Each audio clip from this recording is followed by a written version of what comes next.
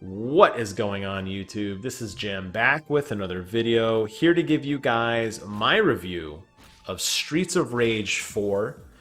I picked this up on Xbox Game Pass. All of the footage you see is from my Xbox One streamed to Mixer and then re-downloaded. So if there's any weird artifacting or glitching, I apologize in advance. My Elgato does not capture 4K HDR, and that's the way I like to play my game. So you're going to get a slightly less optimal image, but it's going to give you a great indication as to whether or not this game is for you.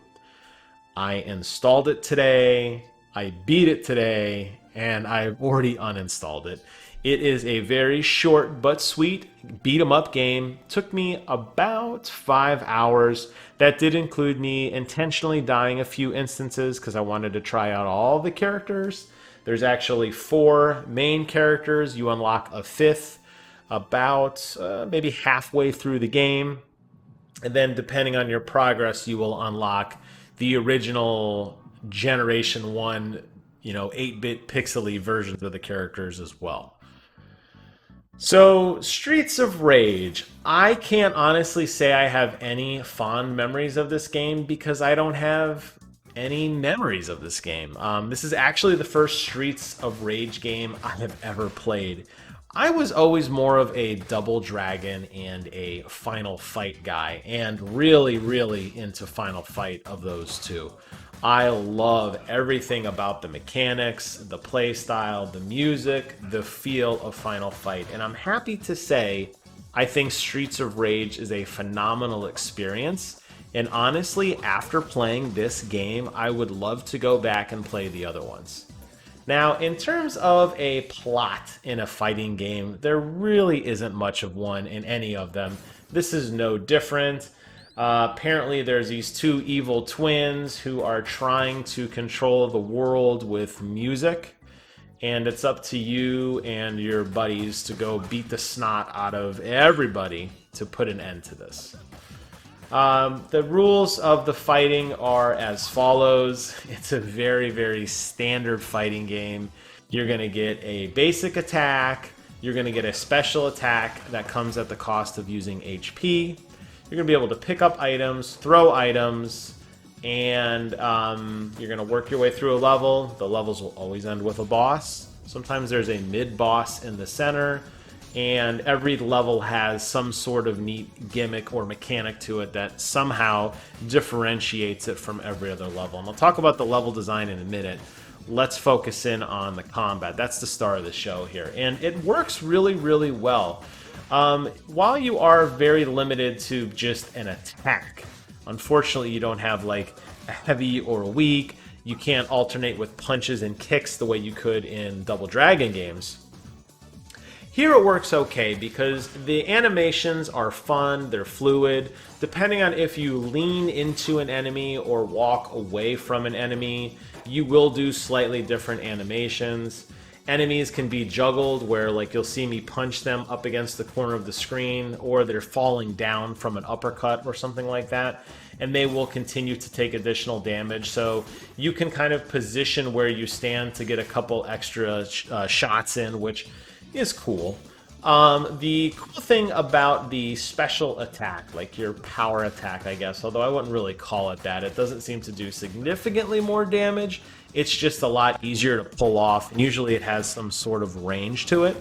What happens is when you pull off one of those, it actually takes away health from your current health meter.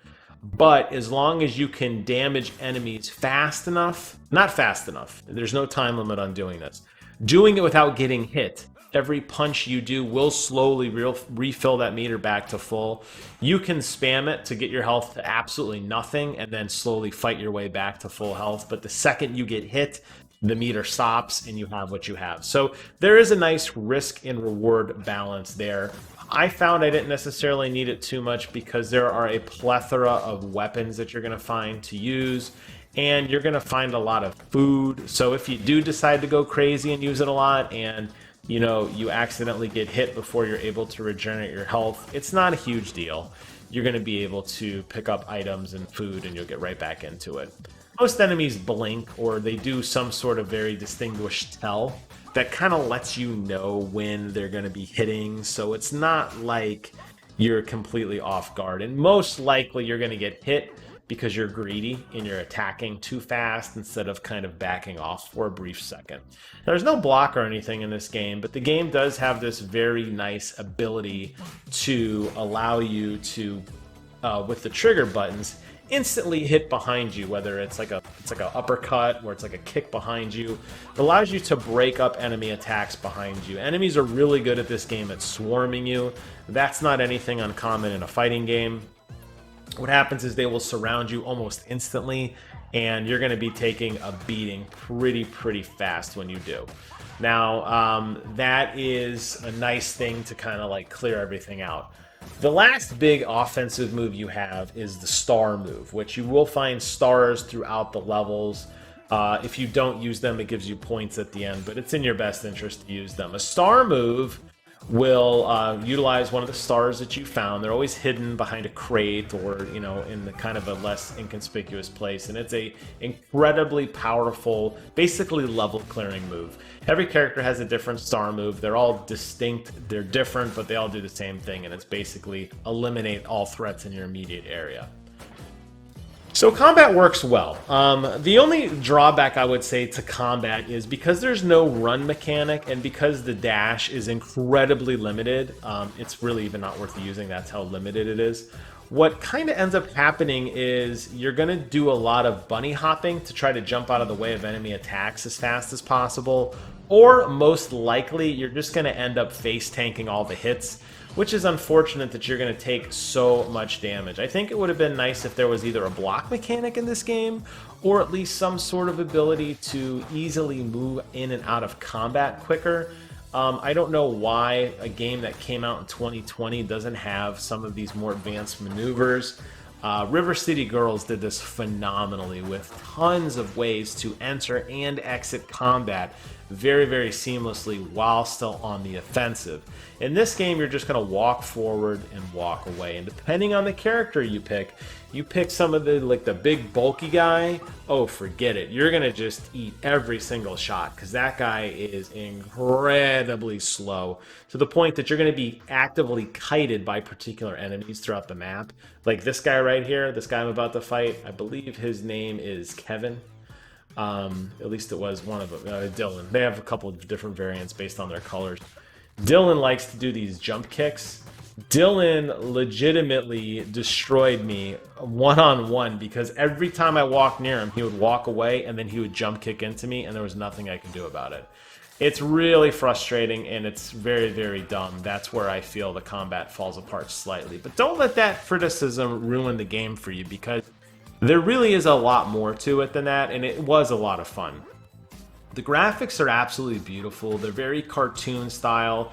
In between each level, you're going to get these kind of comic book design almost looking, I don't even really say cutscenes because they're just still panels, no voiceover or anything. It's kind of lazy, honestly, but it's going to give you a little bit of a story to kind of follow along. But the artwork is very pretty. The way that characters breathe and the way that they kind of have their pacing animation, the way your character moves, everything about it, it's a very pleasant looking game. One of the things I definitely want to call attention to is the sound, and the sound effects aren't anything to write home about. It's your standard, grunting and smashing of people's faces. But it's the sound in the background. The soundtrack is beautiful. They've really nailed such a phenomenal sound package. I want to download this soundtrack and play it. It hits so many nostalgic notes.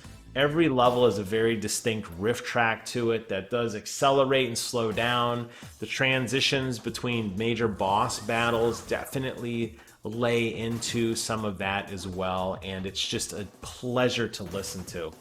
Now, I mentioned earlier the level design, and I'll close off with this. Each level is distinctly different. Obviously, you're going to be moving through the city as you work your way through taking these villains out. But every level has some sort of gimmick. You'll be on top of a train and you'll have to jump every so often. Or the ice, there'll be ice on the bottom of the level and your character will slip and fall.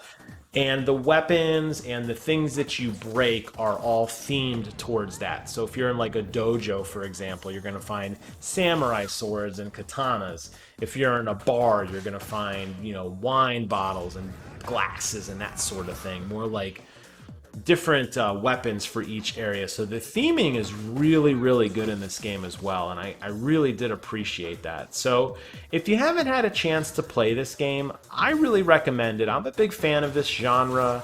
I know I say fighting games, some people call them beat 'em up, side scrollers, whatever. It's that Double Dragon, Battletoads, Final Fight type, side scrolling, you know, throwdown. That's what this genre is here. There's really not a lot of great games out here right now that really support this, or that I would recommend really, outside of River City Girls, which I was absolutely in love with. But I think this is a great game, especially since it's on Game Pass. If you have Game Pass, it's free. Pick it up. It's available on PC. It's available on your Xbox One. It runs well. You're going to blow through it in a couple hours, but it's a fun ride. You're going to really figure out which character you like. You're going to get to see some really cool places. You're going to hear some phenomenal, phenomenal music.